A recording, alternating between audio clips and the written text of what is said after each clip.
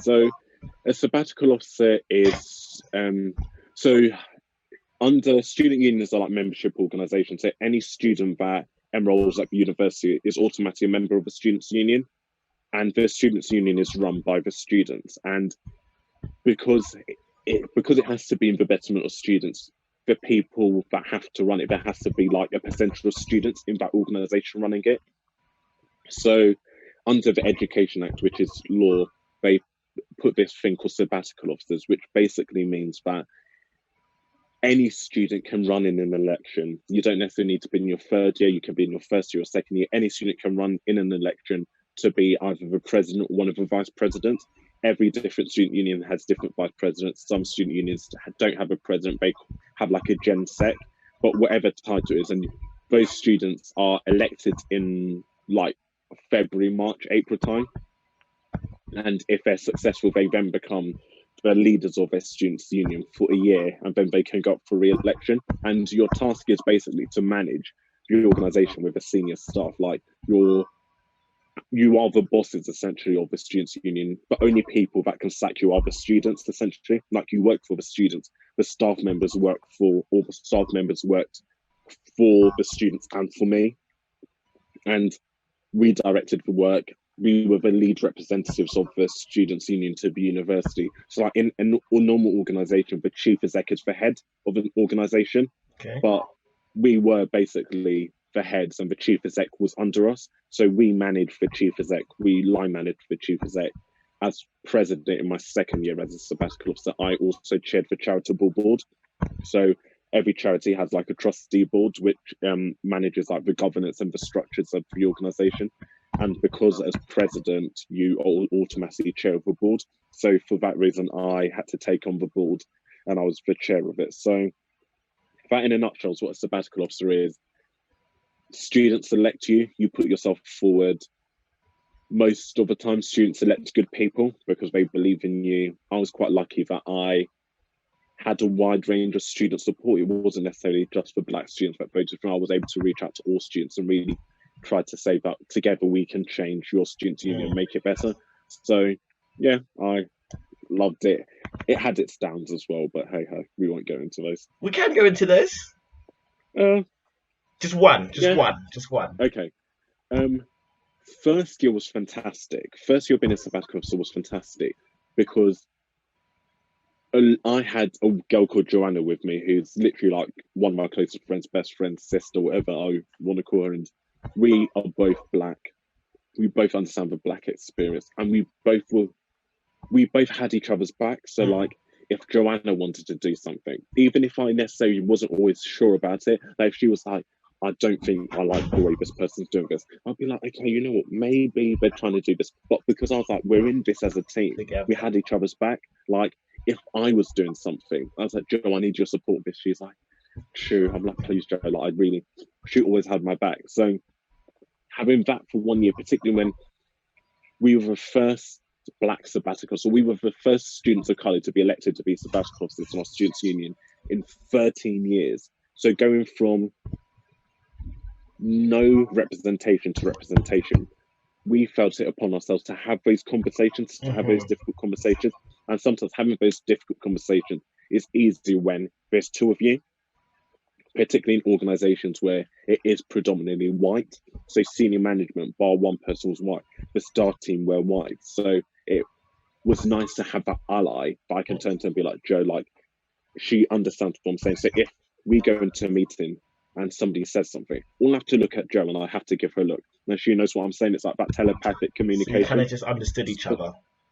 Yeah, 100%. So then me and Joe then decided to run against each other for president. And you know what? Because I think we both felt that we could do the job. We both knew that we could do the job. And I wholeheartedly think still to this day, it was one of the best things we did.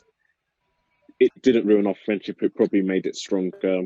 And we both genuinely were like, whoever wins this will be happy for each other. So there's no point trying to convince each other not to go for it. Let's both go for it. So we both went for president. I won, Joanna lost, which meant Joanna had to leave.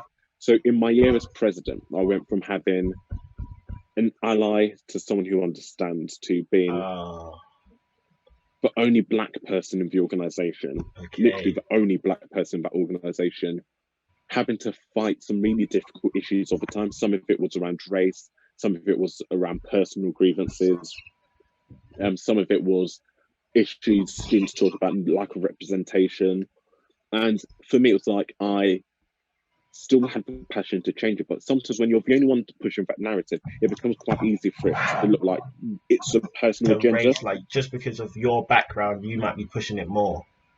100%. So, like, if I was to go into a job interview and sit on the panel and a black candidate was to come in, I categorically think the black candidate was good. We wouldn't have shortlisted them for interview if they weren't. And I'll be like, I think this person will be good. It would never always work out in my favor because, oh, Chew. 2 seconds.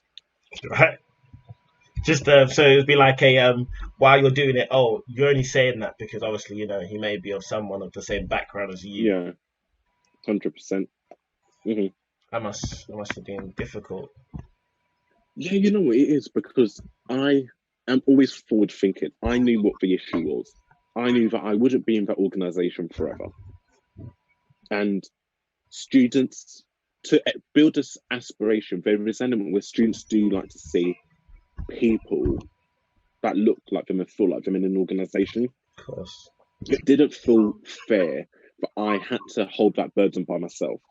I was the only black staff in that organization. Students naturally came to me about everything race related, everything around oppression, everything around discrimination, like everything, even in protected characteristics and demographics that I didn't fall into. Students will come to me because they feel maybe the SU's been Islamophobic, or the SU might be doing things because of their culture. And it was always quite hard because I would then take this conversation back to senior management, and not that they didn't understand, but because it's not their experience, they don't always see it in the same way. So it always, like, I was leaving things, and like we had elections, and by coincidence, all the black candidates happened. It happened that their posters were coming down, but the white candidates' posters were staying up. Okay. And I was raising this, and I was like, there is an issue here. It would be wrong of me as a black sabbatical officer and a black person, and black students are coming to me really concerned and think that people trying to sabotage their campaign to do this. No one took it on board at all. If anything, it was like, you need to blah, blah, blah. This isn't right that you're doing this. And I was like, fair. But I think, so it got to a point where I was the only one that was challenging conversations.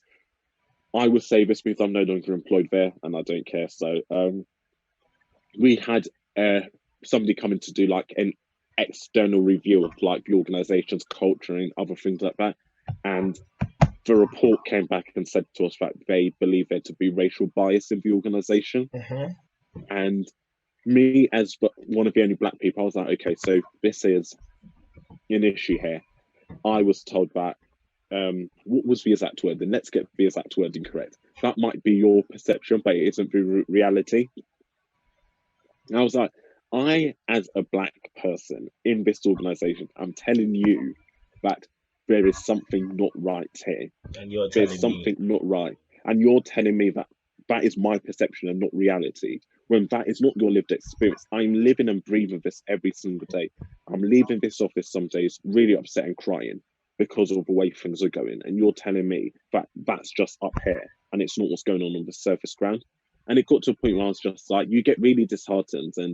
But I think it got to a point where I was like, it's either I stay disheartened or I just use that fire inside me to change things. And I really was like, okay, time to change things. Let's try and change this narrative. Let's bring down the structures and rebuild it.